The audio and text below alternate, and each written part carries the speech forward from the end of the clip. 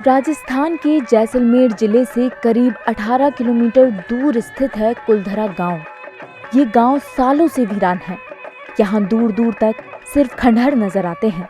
कुलधरा बहुत ही बड़ी संस्कृति का केंद्र था और जो हमारी जो संस्कृति सिंधु घाटी सभ्यता थी उसका एक बहुत जीवंत उदाहरण है, क्योंकि इसमें जो गलियां हैं इनका जो स्थापत्य है वो बहुत ही अनुपम है।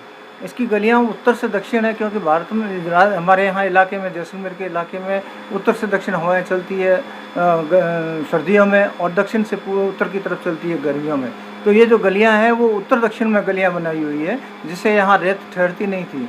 और इनके मकान जितने भी थे, अमीर हो गरीब हो, सबका एक नक्शा और एक ही लाइन में थी सारी। पालीवाल ब्राह्मणों ने ये गांव बसाए थे।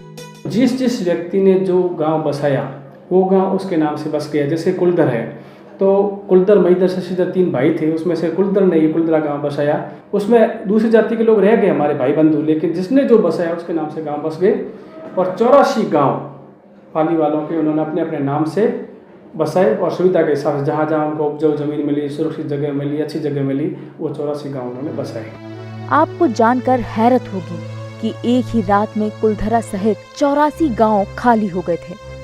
कोई भी जाति अगर एक साथ पलायन करती है तो उसकी अस्मिता पर आता है, इज्जत पर आती है, तब जाकर वो एकदम पलायन का निर्णय लेती है।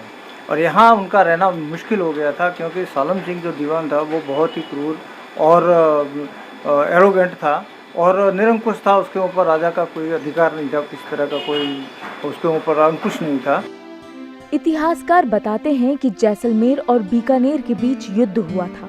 इसके बाद आर्थिक तंगी आई, तो इसके नाम से इन्होंने पाली वालों को तंग करना भी शुरू कर दिया था कि अभी राज को घाटा हो गया, लड़ाई वगैरह में पैसे वगैरह जान माल की नुकसान हुआ था, पूर्ति करो। तो पाली वालों ने कहा कि हमारे फसलें लेने दो, जैसा भी होगा राजा को पहले भी सहयोग के आगे भी करेंगे। लेकिन उसने थोड़ा दबाव डाला कि आप जो हम कह रहे हैं वो अभी का भी होना चाहिए। सालम सिंह की जातियों से परेशान होकर पालीवाल समाज के लोग काठोड़ी गांव के एक मंदिर में जुटे और इस गंभीर समस्या पर मंथन किया। कुल मिलाकर उनको लगा छोड़ना ठीक है। उन्होंने एक निर्णय लिया समाज का कि आज शाम तक सभी 84 गांव में मैसेज भिजवा दो कि हमें जैसलमेर रियासत में नहीं रहना है। विरोध के सुर उठने पर यज्ञ कर लोगों को शपथ भी दिलाई गई।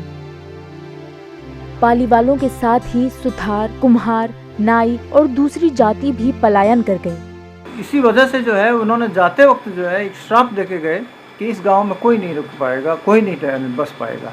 और आज भी वो गांव खाली पड़ा है और धीरे धीरे तक वो खंडहर होता गया और अभी भी ये खंडहरों का एक समूह है। यही वजह है कि इन्हें शापित गांव भी कहा जाता है। पाली से निर्वासन के बाद एक समूह जैसलमेर सिल्क रूट के जरिए व्यापार करने लगा और जैसलमेर में बसने का निर्णय कर लिया।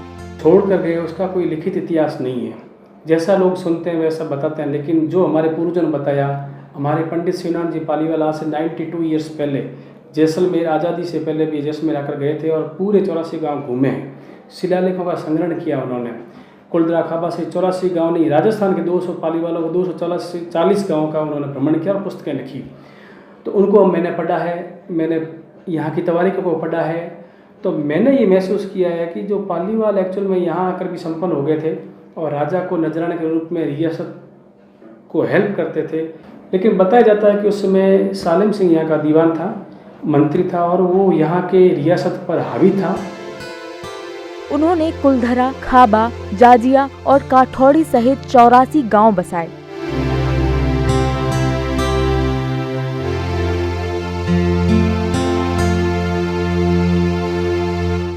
कुलधरा अब जैसलमेर का प्रमुख पर्यटक स्थल है। यहाँ साल भर देसी विदेशी सैलानी आते हैं। 3-4 साल पहले सरकार ने कुछ प्राइवेट कंपनीज को ये काम दिया कुलधरा के संरक्षण का। तो उन प्राइवेट कंपनीज ने कुलधरा के संरक्षण के नाम पे, इनको वास्तव में तो संरक्षण करना था, लेकिन इन्होंने कुछ जो मूल स्ट्रक्चर था पुराने गाँव का, जो मकानों के ढांचे थे, वो मॉन्यूमेंट का पार्ट थे, तो उनको इन्होंने गिरा दिया और उसकी जगह पे कुछ नई दुकानें और ऐसी कमर्शियल एक्टिविटीज़ करने की इन्होंने कोशिश की। तो ये चीज़ सही नहीं थी, कानून के हिसाब से भी और हमारी जो पारंपरिक मान्यता हैं उसके हिसाब से भी। तो इसके खिलाफ मैं हाई कोर्ट में गया, मैंने एक सिविल रिट जनहित याचिका हाई कोर्ट में लगाई। तो बहुत ही बढ़िया आदेश उसमें माननीय उच्च न्यायालय ने दिया। माननीय उच्च न्यायालय ने कहा कि किसी भी संरक्षित स्मारक के अंदर व्यावसायिक गतिविधियां अनुमत नहीं हैं और न्यायालय ने अपने निर्णय में स्पष्ट आदेश दिया कि एक्चुअल मॉन्यूमेंट की जो जगह है उस जगह किसी भी प्रकार की व्यावसायिक गतिविधि नहीं की जाए। कुलधरा को हॉन्टेड विलेज भी कहा जाता है और पालीवालों के श्राप की वजह से शापित गांव भी।